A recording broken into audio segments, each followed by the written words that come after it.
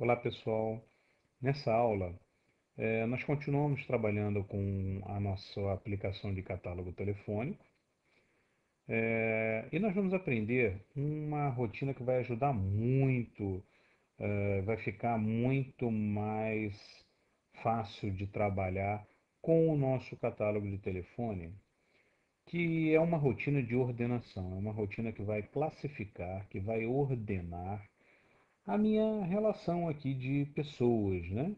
E eu vou ordenar pelo nome das pessoas. Então, se eu tiver 200 telefones aqui, não vou ter eles misturados como eles estão agora, né? Sem uma ordenação. Eles vão estar em ordem alfabética, de cima até o final do list box, até o final da relação, vão estar ordenados, de forma que eu vou poder pesquisar e rapidamente localizar eles na relação de, sejam lá quantos forem, 50, 100, né? Bom, a rotina de ordenação é uma das rotinas, é uma das funções, uma das rotinas, uma das técnicas de programação mais tradicionais e mais utilizadas no dia a dia da programação. É muito importante você aprender, você entender como funciona, né? Porque muitas vezes a gente até tem uma função que já ordene, que já prepare tudo para a gente, mas muitas outras vezes também não. Nós temos que desenvolver a nossa rotina de ordenação, nosso processozinho de ordenação. Inclusive, tem empresas especializadas em desenvolver algoritmos de rotinas de ordenação. São empresas que vendem, que desenvolvem um software de ordenação e vendem para o mercado, né, como sendo um software altamente veloz de ordenação, e isso acaba sendo muito útil para trabalhar com arquivos de texto, como nós estamos trabalhando agora. É fundamental você ter uma boa rotina de ordenação. Nós aqui, como o nosso catálogo de telefônica é um catálogo, é meramente um catálogo de telefone, né? A gente não espera que chegue a 1 milhão de registros, 10 milhões de registros, então vai ser uma rotina simples.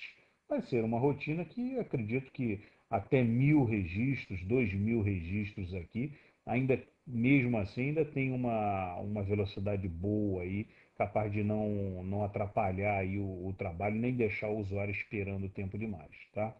Bom, então agora nós paramos então e analisamos o seguinte: em que momento que eu vou escrever, que eu vou rodar essa minha rotina de ordenação? Em que momento que eu quero que ela execute? Eu vou botar um botão aqui, ordena, quando eu clicar ele ordena, né? Vocês acham que seria viável? Eu acho que isso sempre a gente tem que parar e pensar, né? E a decisão é a seguinte: olha, o melhor local para colocar a ordenação aqui é quando ele carregar a tela. Então, quando ele carregar essa tela aqui, que ele lê o arquivo, e que ele for jogar o conteúdo do arquivo para dentro do listbox, ele vai ordenar o array, e quando ele jogar aqui para dentro, ele já joga ordenado. Ok? Então vamos montar essa rotina. Então já entendemos aí que essa rotina ela vai ficar provavelmente lá naquela rotina nossa ler arquivo. Vamos dar uma olhadinha na ler arquivo hoje, como é que ela tá. Vamos entrar dentro do código aqui. Eu tenho aqui a minha ler arquivo, é essa função. E dentro dessa função aqui é onde eu carrego o listbox, está aqui, e carrego também o meu array. De forma que quando terminar de rodar aqui a minha ler arquivo, né, eu tenho a quantidade de registros na variável QT de registro, a quantidade de registros lidos, e tenho todos esses arrays aqui preenchidos: nome, TELC, TELF, e-mail e data de nascimento. Então, aqui eu faço um file reader close, para fechar o meu file reader, né? E eu acho que a partir daqui eu tenho que chamar então a minha rotina, que eu vou chamar ela de ordena arquivo.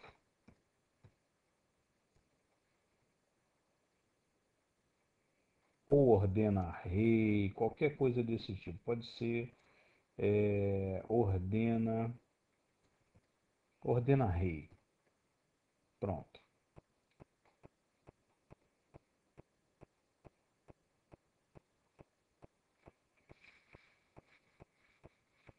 Muito bem. Eu vou criar a minha ordena array. Private sub ordena underline array. Lembrando que eu não posso colocar hífen, não posso colocar mais, sinal de mais, igual. O que eu posso colocar aqui é o underline. Pronto. Criei aqui a minha rotina ordena array. Agora eu tenho que botar o código aqui dentro. Bom, o que que esse código ele tem que fazer? Ele vai inicialmente... Bom, eu vou colocar um while e todo while tem que terminar com um end while no final. Esse é um looping, né? É um laço aqui que vai ficar se repetindo várias vezes, enquanto que? Enquanto é,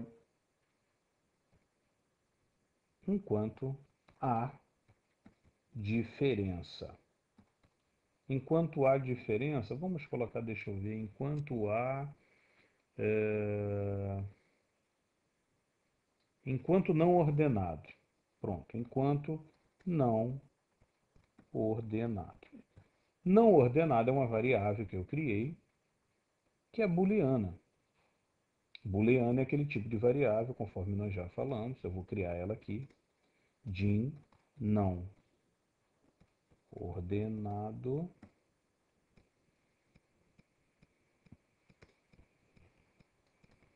as. Eu não vou chamar não ordenado não, eu vou chamar de ordenado.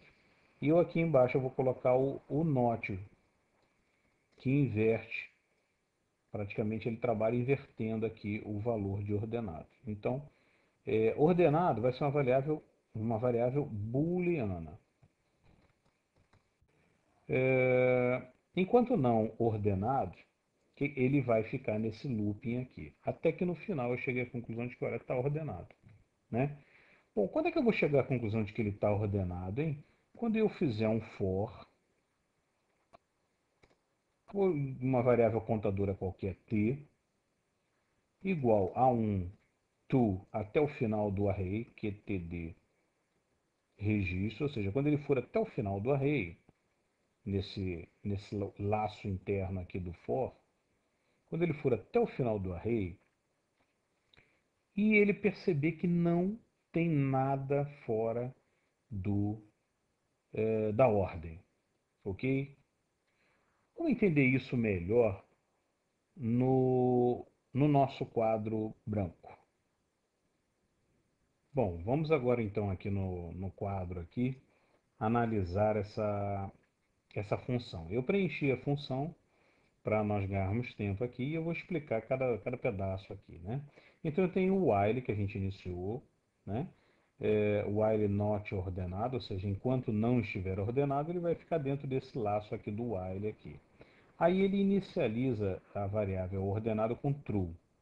E aí ele faz um for, do início até o final do array. Então imaginem que o array, aqui está o array de nomes. Nome 1, nome 2, nome 3, nome 4, nome 5, nome 6. Vamos imaginar que tem 6. Na verdade, esse código e qualquer código que vocês fizerem, vocês têm que sempre deixar aberto para quantos registros houverem. Se forem 100, ele vai ter que tratar os 100. Se forem 50, vai ter que tratar os 50, né? Muito bem, então imaginemos que tem 6 e está nessa posição aqui. O que ele vai fazer? Esse for aqui, ele vai da posição 1 do array, está aqui, ó, for t variando de 1 to quantidade de registro menos 1, ou seja, ele vai da primeira até quantidade de registros menos 1. Ou seja, esse t ele vai variar de 1 até 5. nesse meu exemplo aqui, imaginando que esse é o meu array. Por que até 5? Porque ele sempre tem que comparar o nome T com o nome T mais um. Então, a primeira vez que ele entrar aqui no for, aqui, que ele descer nessa linha desse if aqui, o T vai estar valendo 1. Aí ele vai comparar o nome 1 com o nome T mais 1. T é 1, nome 2. Então ele vai comparar o nome da posição 1 do array com o nome da posição 2 do array. Vai perguntar o seguinte, olha, o nome da posição 1 é maior do que o nome da posição 2, né? Ué, mas não são strings? São strings, né? Cada variável dessa daqui, nome 1, nome 2, são strings, ou seja, um conjunto de caracteres. Como é que ele consegue comparar e verificar se é maior ou se é menor? Bom, ele trabalha com a tabela ASCII, que nós vamos ver mais para frente em outro capítulo, mas é uma tabela interna do computador, né, que ordena alfabeticamente os caracteres. Então, a letra A, ela é maior do que ela é menor do que a letra B, que é menor do que a letra C, que é menor do que a letra D, e assim por diante. E aí isso permite a ele, nas comparações que ele fizer, efetuar essa ordenação aqui das strings, tá? Então, por exemplo, ele vai conseguir perceber que, quando ele fizer essa pergunta aqui, se nome 1 maior do que nome 2, é maior? Sim, é maior. Olha, nome 1 é maior do que nome 2. Então, troque. É o que diz esse trecho de código aqui, ó, que começa com temp nome até esse daqui do NAS que recebe temp NAS, ou seja, todo esse meio aqui dessa função serve para mudar de posição. Mudar de posição o nome, né? Ou seja, o nome que está na posição 1 passa a ser esse aqui, Ana. E o nome que está na posição 2 passa a ser o Paulo Pindaro. Então ele vai inverter esses dois. É o que ele faz nesse trecho aqui, né? Bom, ele não pode fazer direto, ele não pode pegar e dizer, olha, nome T recebe nome T mais um e nome T mais um recebe nome T, né? Ele tem que trabalhar com uma área temporária aqui, com uma variável temporária que eu criei para cada um dos objetos do array. Então eu criei uma variável temp nome, string, temp cell C, temp cell F, temp e-mail e temp NASC. Todas elas strings. E o que eu faço? Eu jogo o conteúdo aqui do nome, tudo que está na posição 1 eu jogo dentro da temporária, né? Aí eu libero o array do nome 1, e tel 1, e-mail 1 e NASC 1 para receber o que está embaixo. E aí eu jogo aqui o que está em T mais 1, jogo para dentro de nome 1, tel C, jogo para dentro de tel C1, né? Eu posso fazer isso porque eu guardei os valores nessas variáveis temporárias aqui. Então eu não vou perder quando eu fizer isso aqui. Se eu não tivesse jogado nas variáveis temporárias, quando eu fizesse essa atribuição, eu perderia o valor que estava aqui e aí não funcionaria. Então, para isso serve a variável temporária. Eu guardo os valores, aí eu jogo aqui o valor de t mais 1, né? Da posição seguinte eu jogo na posição anterior, e aqui embaixo, eu na posição seguinte, eu jogo o que eu tinha guardado na temporária, que é o antigo anterior, né? Muito bem. E aí no final aqui eles trocaram de lugar, né? Então, nessa posição estava, pronto. Nessa posição vai ficar os dois, tá? Ou seja, ele inverteu esses dois. Bom, se houve uma inversão dentro da varrida dele que ele vai fazer do início até o final, né? Se ele trocou de lugar, um registrozinho mudou de lugar, tá? Ele já liga aqui o ordenado igual a falso, ou seja, não está ordenado. Ele já liga a variável ordenado, que é um sinalizador aqui, ele já liga, olha, não está ordenado, vamos varrer de novo. E é isso que ele faz, ele sai do next, com o ordenado igual a falso, sai do next, depois de ter chegado no final, né? Se ele mexeu em alguma coisa aqui no meio, mudou alguma de posição, ele sai do next. Quando ele sair do next, o end do while força ele a entrar de novo. Por quê? Porque o ordenado está com false. Aí ele torna a inicializar o ordenado com true e vai novamente varrer do início até o final para verificar se ele faz alguma mudança. Se ele fizer ainda alguma mudança, ele volta a botar o ordenado igual a false, volta a entrar de novo do while e vai ficar nesse looping aqui até a hora que ele conseguir varrer até o final aqui, ou seja, vir nesse for aqui da posição 1 até a posição PTD registro menos 1 aqui, ou seja, ele varrer do início até o final, comparando todos eles e não fizer nenhuma alteração. Tá? Aí ele vai continuar com o ordenado true, vai sair do next com o ordenado true, vai chegar no end while, vai comparar aqui perguntando se chegou enquanto not ordenado, né? Nesse caso ele vai ser ordenado e aí ele sai fora do while porque está ordenado, tá? Muito bem, e isso aqui naturalmente a quantidade de vezes que ele vai fazer esse looping do while aqui é variável. Depende de como tiver desordenado esse meu arquivo, tá? Esse método é o método de bolha simples, é um método intitulado método de bolha de ordenação. E por que se chama método de bolha? Se chama método de bolha porque ele varre o arquivo e cada vez que ele varre, ele pega um determinado registro desse aqui e sobe o registro, tá? Então é como se fossem bolhas subindo, né, até atingir as suas posições corretas aqui dentro do arquivo, tá? Existem N métodos diferentes, esse é o mais simples que tem, tá? Tem métodos que você pegaria um registro desordenado e iria subindo ele direto até chegar na posição dele, depois continuaria do ponto que parou, mas são métodos mais complexos. Esse é o mais simples. Vamos botar ele dentro do nosso código de programa, então, e observar ele funcionando. Muito bem, aqui está ele dentro do nosso código, o while, end while no final, está todo o código aqui, exatamente como estava lá no quadro branco. Bom, reparem que aqui eu tive que declarar também as variáveis temp, conforme eu falei, né?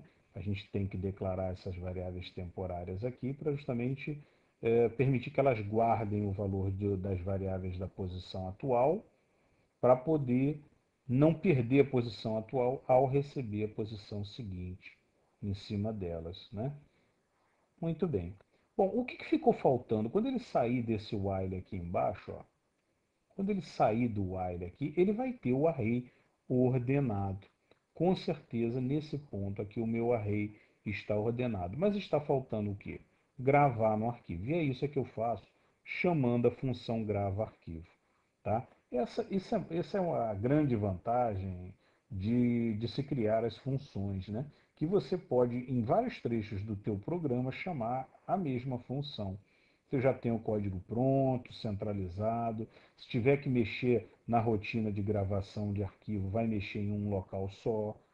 Né? Imagine se esse código tivesse espalhado várias vezes dentro do programa e você precisasse incluir aqui um campo novo. Por exemplo, vou incluir aqui o endereço da pessoa. Né? Eu teria que mexer em vários trechos do código. Dessa forma, não. Dessa forma, eu sei que o grava arquivo é um só. Então, eu vou gravar. E na rotina de gravar arquivo, o que eu faço justamente é descarregar no arquivo o array. Aqui está nome, telefone, telefone celular, data de nascimento, o array todo ordenado. Tá? Gravo no arquivo tel.txt. E depois que eu gravei o arquivo, o que eu faço? Eu limpo o listbox, ou seja, tiro tudo que está dentro do listbox, fazendo um clear, né? E aí eu faço um for variando de 1 até o final do array, eu sei que é a quantidade de registro, QTD registro. Eu faço um add, um listbox1.itens.add e somando aqui todas as minhas strings aqui de nome, telefones fixos, telefone celular, nascimento e e-mail. Tá?